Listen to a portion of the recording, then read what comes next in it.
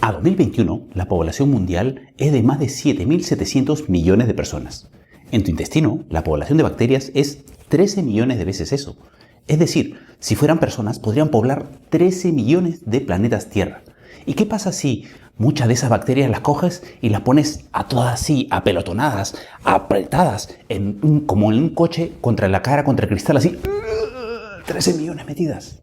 Pues eso es lo que pasa en el sobrecrecimiento bacteriano, también conocido por sus siglas en inglés como SIBO.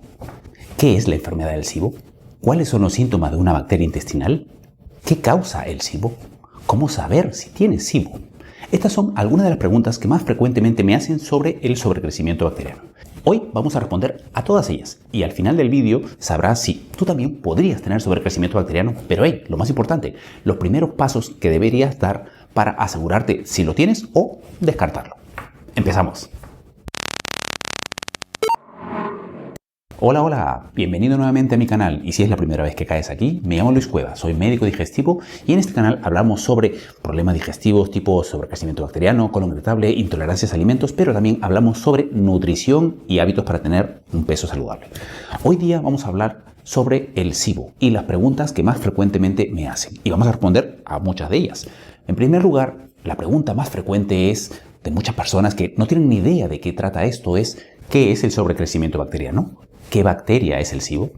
A ver, en realidad el SIBO no es ninguna bacteria. SIBO es el acrónimo en inglés de sobrecrecimiento bacteriano, es decir, Small Intestine Bacterial Overgrowth, las iniciales. En realidad tenemos más de 100 billones de bacterias en el intestino, 10 a la 14 bacterias, un montón.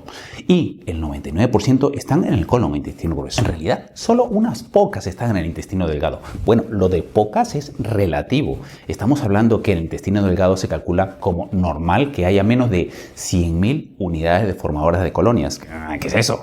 Unidades formadoras de colonias son medidas que utilizan los laboratorios para cuantificar la cantidad de microorganismos o muchas veces las bacterias.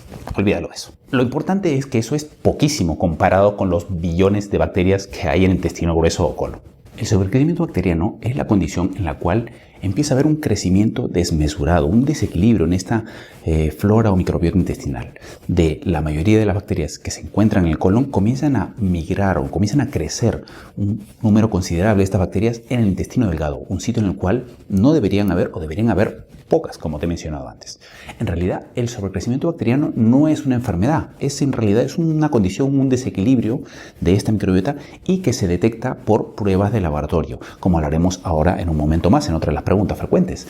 Se detecta por esas pruebas de laboratorio, pero también tiene que haber una serie de síntomas acompañantes. Y te preguntarás, ¿qué tipo de bacterias son, Luis, esas que crecen en el intestino delgado en el sobrecrecimiento bacteriano? ¿De las buenas o de las malas? En realidad, hay varios tipos de bacterias y las que comúnmente en medicina conocemos como patógenas, esas son las que diríamos que son malas, las que provocan enfermedades como la diarrea del viajero, la salmonelosis, las intoxicaciones agudas. Esas son las bacterias patógenas malas. Pero en el sobrecrecimiento bacteriano muchas veces se da que bacterias de las que son buenas, las que viven normalmente en el colon o intestino grueso, empiezan a migrar al intestino delgado. No es que sean malas, simplemente que empiezan a localizarse en una zona en la que normalmente no están. Para que te hagas una idea, te pongo un ejemplo. Es como si cogieras un pueblo perdido de África, en una zona que ha tenido muy poco contacto con la cultura occidental, que no sabe ni de televisiones, tarjeta de crédito, ni internet, ni nada. Coge una familia de esas grandes, de unas 50 personas y las trasladas por teletransportación a un apartamento de 30 metros cuadrados en Nueva York y los metes ahí, de la nada, sin decirles nada. ¿Tú crees que habrá problemas en esa manzana, en ese barrio? Cuando las personas vean que no saben utilizar los baños, ellos han hecho caca en el campo, no saben utilizar tarjeta de crédito, así que lo que vean en la calle, fruterías, lo que sea, lo pillarán, habrá robos. No saben usar tarjeta de crédito, no saben usar nada. ¿Tú crees que habrá desequilibrio, un poco de alboroto en toda esa zona? Pues claro que sí. ¿Y esas personas, esa familia, son malas? No. Simplemente que están en un sitio en el que no corresponden y no saben cómo funcionan las cosas. Algo similar pasa en el sobrecrecimiento bacteriano. Las bacterias empiezan a localizarse en una zona en la que no deberían y al no encajar bien en ese sitio, provocan una serie de cambios, una inflamación quizá en el intestino delgado y una serie de síntomas que son sobre todo distensión, gases, dolor abdominal, diarrea o estreñimiento, que también de eso hablaremos en un momento más. La importancia del intestino delgado muchas veces se pasa por alto, se olvida.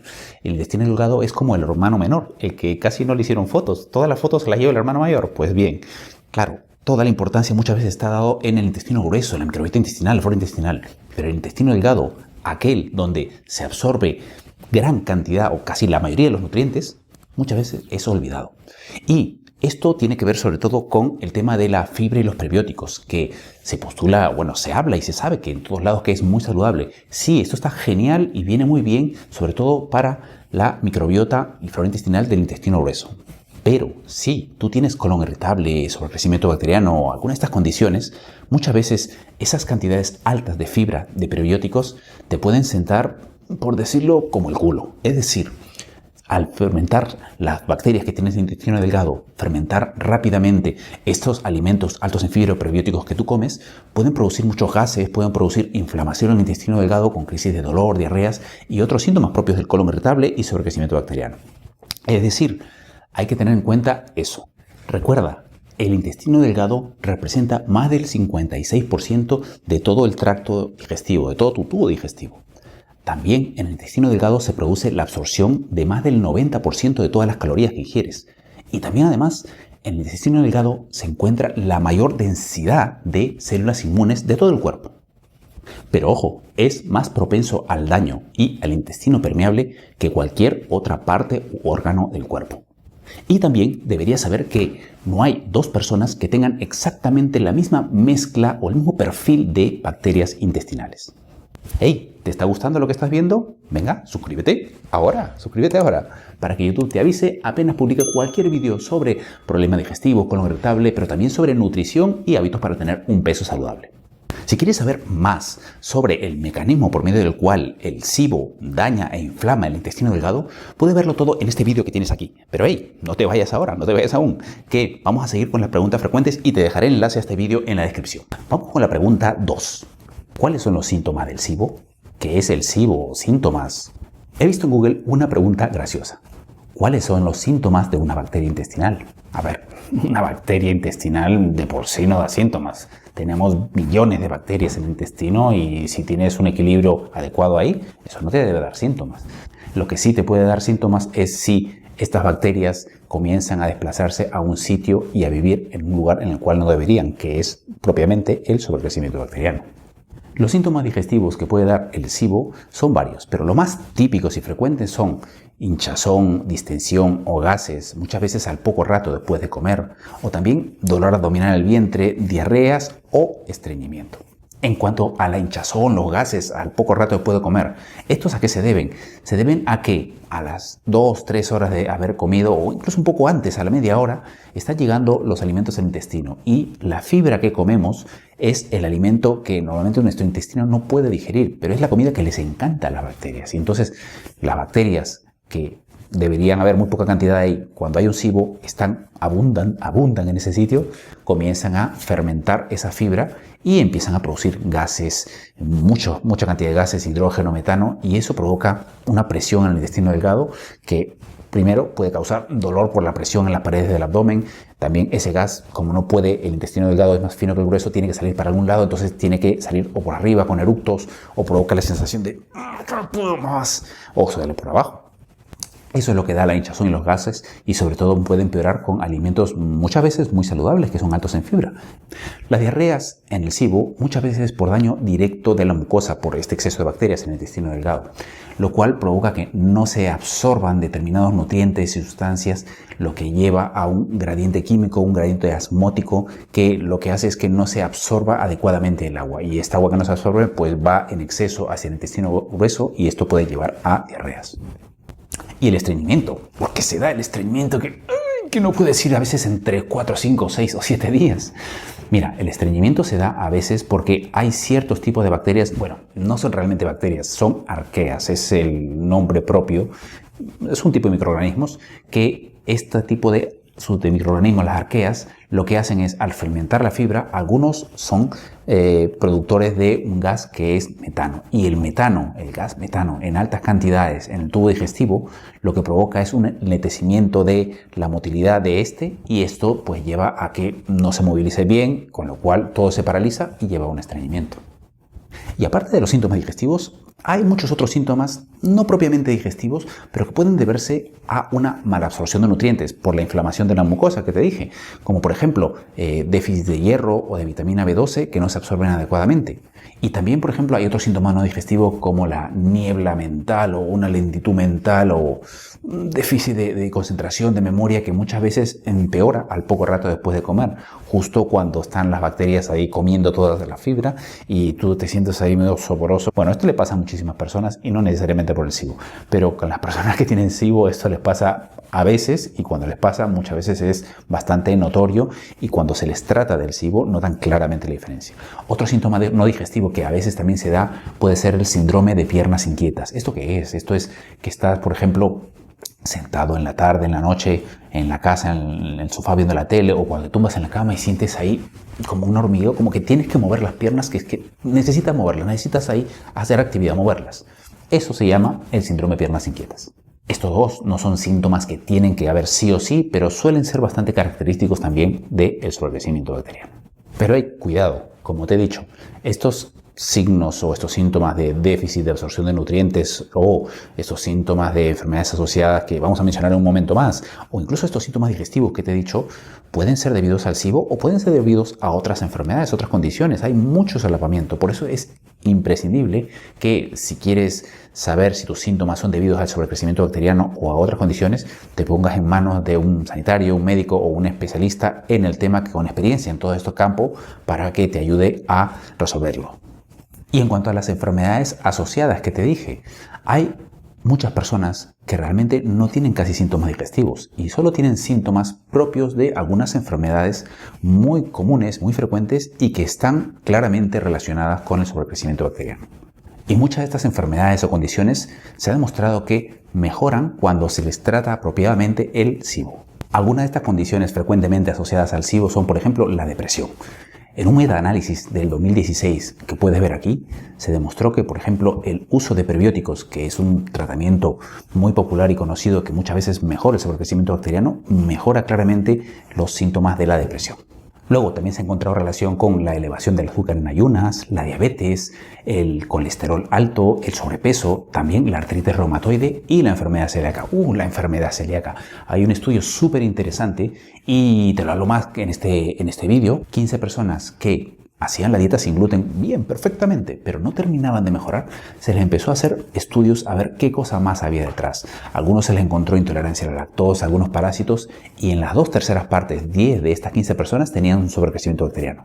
Cuando se les dio el tratamiento apropiado, es decir, todo lo que necesitaban y también antibióticos para eliminar este SIBO, y se comprobó la erradicación de este SIBO, estas personas con enfermedad celíaca que se les trató el SIBO mejoraron claramente. Y esto ilustra muy bien por qué algunas enfermedades relacionadas al SIBO, como la enfermedad celíaca, si no termina de mejorar, una opción es mirar más allá, a ver si tienen un SIBO, que quizá tratándolo mejore y la persona se quede completamente asintomática. Otras condiciones claramente asociadas con el SIBO son, por ejemplo, el hipotiroidismo, la enfermedad de Crohn, la intolerancia a la lactosa, la esclerosis sistémica, la pancreatitis crónica, la fibromialgia, la encefalopatía hepática, la esteatopatitis no alcohólica, la cistitis intersticial, que es una especie de dolor como en la zona de la pelvis, de la zona de la vejiga, como una zona que quema a veces, y eso muchas veces es por el SIBO debido a bacterias productoras de sulfuro de hidrógeno, el acné, la rosácea, el síndrome de fatiga crónica, la enfermedad pulmonar obstructiva crónica, la diverticulosis y muchas otras condiciones que puedes ver aquí en este sitio web que ha sido recopilado por la doctora Alison Siebecker, una de las personas más reconocidas y que más investiga y estudia y trata el sobrecrecimiento bacteriano. Ahí lo tienes, los síntomas típicos del SIBO, pero que eso sí, no son exclusivos porque también pueden presentarse en otras condiciones como la dispepsia o el colon irritable. Vamos con la pregunta número 3. ¿Qué provoca el SIBO? ¿Qué causa el sobrecrecimiento bacteriano? En lugar de causas, me gusta hablar más de factores protectores. Esto quiere decir que hay ciertos mecanismos de nuestro cuerpo que lo que hacen es impedir que se vayan acumulando bacterias en el intestino delgado. Hacen que se vayan siempre empujando las bacterias hacia el intestino grueso. Pero si por algún motivo estos mecanismos, estos factores protectores están dañados, están alterados por alguna situación detonante, como las que veremos en un momento, y llevan a que estos mecanismos no funcionen bien, se puede llegar al sobrecrecimiento bacteriano. ¿Y cuáles son estos factores, estos mecanismos protectores que se alteran y que pueden llevar, ya sea uno o varios de ellos en conjunto, al SIBO? Pues son el complejo migratorio motor del intestino delgado, la anatomía normal del sistema digestivo, luego el ácido del estómago, luego el sistema inmune y por último el quinto, la bilis y las enzimas digestivas. Luis, ¿de qué me estás hablando? No te preocupes, te voy a explicar muy rápidamente cada uno de estos factores. Pero antes de decirte, importante, que estos son las causas o factores reconocidos actualmente. Puede que esto cambie en el futuro, pero esto es a día de hoy, 2021. Y de todos estos 5 factores, que en un momentito te entraré a explicar un poquito más de cada uno, los más importantes son el complejo migratorio motor y la anatomía normal del sistema digestivo. Basta que uno de estos dos esté dañado, uno solo, y esto puede llevar a un sobrecrecimiento bacteriano. Por eso es que a mí me gusta llamarlos causas principales del SIBO, porque de por sí solo cualquiera de ellos puede llevar al sobrecrecimiento bacteriano. Y los otros 3 que te he mencionado, el ácido, el sistema inmune y la bilis y las enzimas, son como factores secundarios. Generalmente uno de ellos por sí solo no suele llevar al SIBO, pero cuando se juntan varios de ellos o con algún factor principal, una de las causas principales, con más probabilidad se desarrolla un sobrecrecimiento bacteriano. Vamos con la explicación de cada uno. Sobre el complejo migratorio motor. Para ponerte en contexto, primero, para hacer la digestión, nuestro sistema digestivo utiliza 2 métodos, reacciones químicas y reacciones mecánicas. ¿Qué me hablas, Luis? ¿Reacciones químicas? Vamos, una reacción química. Simplemente esto es por el ácido, la bilis y las enzimas que nuestro aparato digestivo secreta. Y eso, al mezclarse con los alimentos, hace reacciones químicas y lo va degradando. Esa es una. Y luego la reacción mecánica es el movimiento que el estómago y los intestinos hacen para mezclar los alimentos y para hacerlos que avancen, ¿no? En la licuadora que se mueve como una lavadora y hace que avancen. Ese movimiento que hace que avancen y que se remuevan los alimentos en el intestino y en el estómago se llaman movimientos de peristalsis. Pero esos no son los movimientos de los que estoy hablando. El complejo migratorio motor es el otro movimiento, el que viene luego. Cuando hemos dejado de comer, cuando hemos estado más o menos 1 hora y media sin comer en ayunas, comienza a activarse el complejo migratorio motor. ¿Y qué hace? ¿Cuál es su función? Su función no es mezclar los alimentos ni hacerlos que avancen. Su función es, una vez que ya han pasado los alimentos, su función es todo lo que ha quedado de restos ahí, con los restos como el resto de un botellón, cuando están todos los chavales ahí después de todas las botellas, los colillas de cigarrillos, pues nada, esa es la función del complejo migratorio motor, movilizarse después de que uno ya ha comido para empezar a barrer todos los restos de alimentos que quedaron y los restos de bacterias, que siempre ingerimos bacterias. Todos esos restos los va removiendo, ¿vale?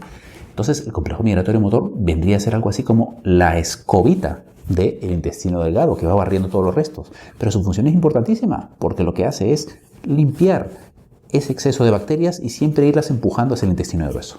¿Qué pasa cuando el complejo migratorio motor está dañado, está alterado? Pues esa función de escobita no va bien.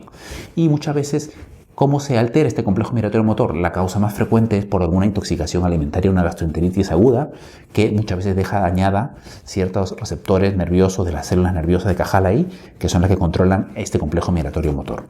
Muchas veces esto queda dañado muchos meses o años.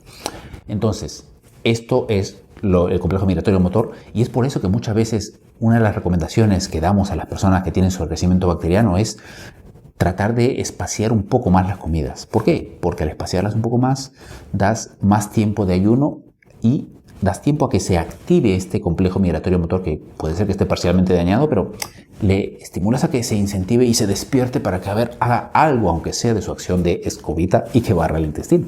Si quieres saber algunos consejos de alimentación que pueden venir muy bien si tienes sobrecrecimiento bacteriano y puede ser que tengas el complejo migratorio motor dañado, y otras cosas que inactivan el complejo migratorio motor y algunas enfermedades que lo dañan, no te pierdas este vídeo de las causas del sobrecrecimiento bacteriano, que está bastante más explicado. Incluso está hecho en dos partes, una primera parte y una segunda parte de las causas. Todo lo tienes aquí.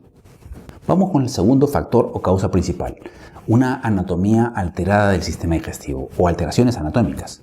Mira, el cuerpo es tan sabio, el sistema digestivo está tan bien diseñado que está perfectamente adaptado para que todo fluya perfectamente. Los alimentos, las secreciones, las enzimas, incluidas las bacterias, para que se deslicen y vayan todo perfecto, vayan yendo, avanzando. ¿Qué pasa si hay una alteración anatómica, ya sea por una cirugía, alguna obstrucción, lo que sea, que obstruye un poco el paso? Te pongo un ejemplo. ¿Qué pasa si tienes un riachuelo? Un riachuelo que fluye el agua un montón y de repente cae una andanada de piedras, de chinitos, por un montón por todos lados.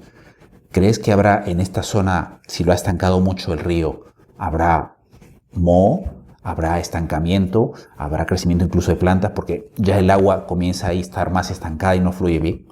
Algo similar pasa en el SIBO cuando hay una alteración anatómica que altera el flujo normal de todo. Algunas de las alteraciones anatómicas más frecuentes pueden ser, por ejemplo, las adherencias. ¿Qué son las adherencias? Estas se dan sobre todo muchas veces después de las cirugías y son como unas bandas fibrosas de tejido que se localizan en la pared abdominal, que van cruzando de un sitio a otro y muchas veces pues van alrededor del intestino. Esto es como, por ejemplo, cuando tienes una manguera, una goma de estas de regar. Si a la manguera, a la goma, le haces 3000 curvas, 3000 dobleces y le pones cuerdas en medio, llegará un momento que ya el agua ni pase. Pues algo similar pasa con eso, con las adherencias y el flujo de los alimentos y también de las bacterias para la eliminación de ellas. Otras situaciones que pueden alterar la anatomía normal son estenosis, tumores, cualquier compresión del intestino no tumoral, torsiones como vólvulos, el síndrome de arteria mesentérica superior, la endometriosis, que muchas veces da también adherencias, los divertículos, las fístulas, alteraciones de la válvula ileocecal que comunica el intestino delgado con el grueso. Y como te digo, muchas de estas cosas también pueden ser secundarias o posteriores a una cirugía. En cuanto a los otros tres factores, lo que te dije antes, estos tres factores que te voy a mencionar de por sí solos por lo general no llevan a un sobrecrecimiento bacteriano. Sobre todo si los dos principales, el complejo migratorio motor y la anatomía del intestino, están perfectamente conservadas y preservadas. Pero si varios de estos tres factores secundarios se juntan, puede ser que se lleve a un sobrecrecimiento bacteriano. El primero de estos tres factores, la alteración del ácido. El ácido es importantísimo en el estómago porque no solamente nos sirve para empezar la digestión química de lo que comemos, también es la primera barrera que hace que mueran las bacterias, porque siempre tragamos bacterias sin darnos cuenta, en poca cantidad, pero tragamos bacterias. Y el ácido las mata muchas veces. Pero si no hay suficiente ácido en el intestino, lo que se conoce como hipocloridria, lo que pasa es que muchas de las bacterias que comemos no mueren y llegan hasta el intestino delgado, comienzan a colonizar el intestino delgado y eso puede llevar a un sobrecrecimiento bacteriano. Así que si tú tienes problemas con el ácido o si quieres saber más sobre esta causa e incluso un metaanálisis que habla sobre el riesgo de la toma de omeprazol y su relación con el SIBO y algunos consejos incluso a tener en cuenta si tienes que tomar omeprazol por causas médicas para prevenir el sobrecrecimiento bacteriano, te dejo un enlace aquí a este vídeo de causa del sobrecrecimiento bacteriano en el cual hablo específicamente sobre eso, sobre el tema del ácido. El otro factor, alteración del sistema inmune. Aquí me refiero a una alteración claramente establecida del sistema inmune. ¿Y esto por qué? Porque simplemente si está alterado el sistema de defensa del cuerpo, no se matan o no se eliminan este exceso de bacterias y puede empezar a proliferar en el intestino delgado. Aquí me refiero sobre todo si se tiene una enfermedad inmune establecida como el VIH, leucemia linfocítica crónica o deficiencia de células T. Porque aunque tener un sistema inmune débil podría ser un factor de riesgo, eso es muy subjetivo. Eso de muchas veces que dicen tengo el sistema inmune débil es muy difícil de medir y establecer objetivamente. Y en este último caso generalmente coexisten otros factores de riesgo como los principales que te mencionaba antes, alteración del complejo migratorio motor o alteraciones en la anatomía intestinal. Y el tercer factor es el déficit de las bilis y las enzimas. La bilis tiene también propiedades bacteriostáticas, lo que hace que si hay déficit de este y las enzimas, puede ser que tampoco se eliminen adecuadamente las bacterias. Algunas de las enfermedades que causan una alteración en la bilis o las enzimas son, por ejemplo, la colestasis intrahepática familiar, la colelitiasis, las populares piedras en la vesícula, pancreatitis, ya sea aguda o crónica, hipocloridria también puede llevar a déficit de enzimas y la diabetes. ¿Y de qué te puede servir todo esto de las causas si tienes SIBO o sospechas tenerlo? A ver, en la mayoría de los casos, para serte sincero, el SIBO no se resuelve con una simple tanda de antibióticos. Muchas veces se necesitan varias tandas de antibióticos, tratamiento continuado, dieta o tratamiento recurrente.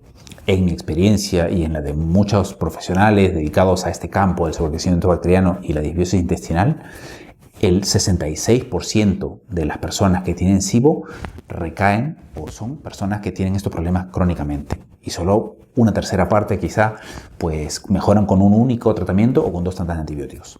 Entonces, ¿esto qué significa? Que si tienes SIBO, lo has tenido o te lo diagnostican por primera vez y te lo tratan, mejoras, pero luego vuelven a haber recaídas, en ese caso hay que investigar por qué está habiendo las recaídas. Porque solo sabiendo la causa de fondo se puede intentar atacar esa causa para prevenir más recaídas.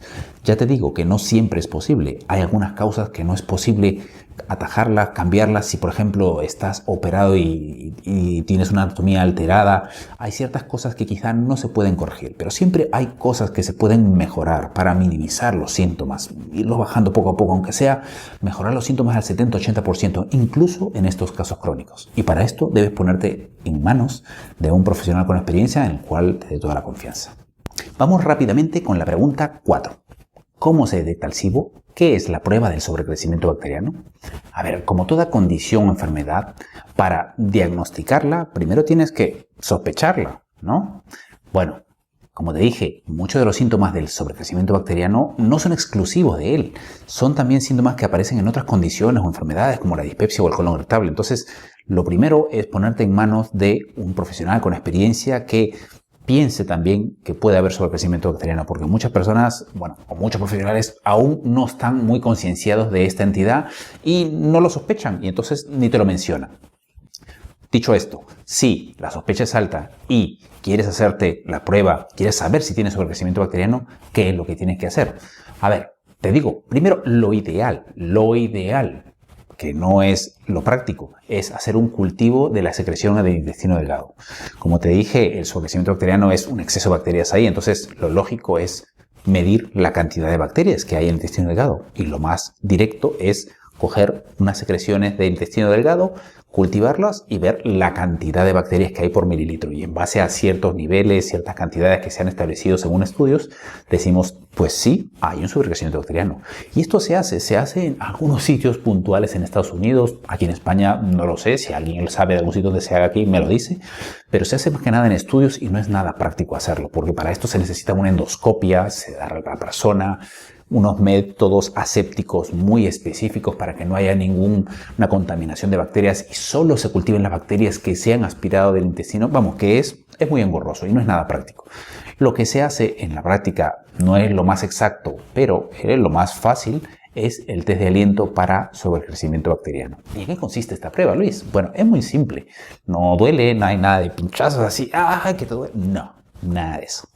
Aquí lo que se hace es simplemente haces una dieta de preparación unos días sin comer mucha fibra, básicamente una dieta baja en FODMAPs, baja en fibra y prebióticos. Sobre todo el día anterior, los 2 días previos, tienes que tener en cuenta algunas consideraciones y de todo eso te hablo también con mucho más detalle en este vídeo sobre el test de aliento para sobrecrecimiento bacteriano, que lo tienes aquí, pero nada, luego lo ves. Entonces, el test en sí consiste en soplar en unos tubitos. Básicamente, el día de la prueba lo que tienes que hacer es, en ayunas, sin hacer actividad física previa, sin fumar tu cigarrito, nada, te hacen soplar primero en una pajita o en un tubito. Ahí soplas y esa es la muestra de base, muestra basal. Luego te dan un sustrato, un líquido, que es el líquido o el sustrato que muchas veces es lactulosa o lactitol o glucosa incluso, que es el líquido, el alimento que hará reaccionar a las bacterias, si las hay, en tu intestino, en el intestino delgado. Y luego de eso empiezas a soplar cada 25 o 30 minutos en un tubito. Y los tubitos se van marcando, el tubo de los 25 o 30 minutos, el tubo de la hora, el tubo de tal, se va marcando. Y luego todo eso los envías al laboratorio. ¿Qué hacen en el laboratorio? Medir las concentraciones de gases en esos tubitos. ¿Qué gases? Miden la concentración de hidrógeno, de metano y muchas veces también del CO2 para ver si la muestra que hemos expirado está bien tomada. ¿Y esto por qué? Porque el hidrógeno y metano son gases que normalmente nosotros, el cuerpo humano, no lo expira, no lo exhalamos. Y si se encuentran en la respiración en ciertas cantidades, en el aire que exhalamos, a partir de ciertas cantidades y ciertos niveles que están establecidos, probablemente sean producidos por otros organismos, que son las bacterias. Es decir, en los primeros 90-100 minutos prácticamente debería ser muy baja la concentración de hidrógeno o metano. Si están por encima de ciertos niveles, se habla de que alguien las está produciendo, pues las bacterias del sobrecrecimiento bacteriano, y se da como un test positivo si están esos gases, hidrógeno y metano, a partir de ciertos niveles en el intestino delgado o incluso en el grueso en el caso del metano. Esto es, en simple, lo que consiste el test de aliento para sobrecrecimiento bacteriano. No es nada del otro mundo, es algo simple, no es 100% fiable, pero es lo más práctico que tenemos hoy en día. Y muy importante, este test de aliento tiene que ser interpretado conjuntamente con los síntomas, porque realmente no es muy válido solamente interpretar un test de aliento a secas. Hay que interpretarlo conjuntamente con los síntomas de la persona. Es más, incluso cuando se hace test de aliento, se suele pedir a la persona que registre si ha tenido síntomas propios que tenía antes del sobrecrecimiento, hinchazón, gases, dolor, durante los minutos de la prueba para correlacionarlo en qué momento quizá estaba pasando el sustrato que bebió por el intestino.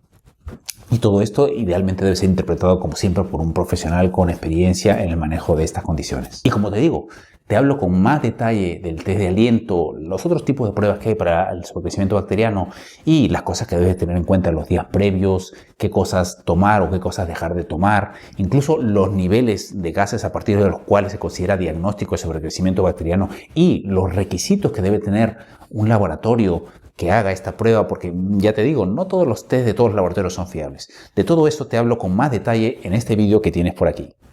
Ya sabes qué es el sobrecrecimiento bacteriano, cuáles son los síntomas típicos del SIBO, qué causa el sobrecrecimiento bacteriano y cómo saber si tienes SIBO. Pero si quieres saber más sobre qué comer, qué no comer y cómo tratar el sobrecrecimiento bacteriano, voy a hacer pronto un vídeo respondiendo a estas y otras preguntas relacionadas. Y cuando lo tenga te lo pondré aquí y en el primer comentario. Así que para estar enterado cuando lo publique, suscríbete aquí y dale click a la campanita para que YouTube te avise apenas publique ese y otros vídeos sobre salud intestinal, nutrición, problemas digestivos y hábitos para tener un peso saludable. Adiós mis intestinos.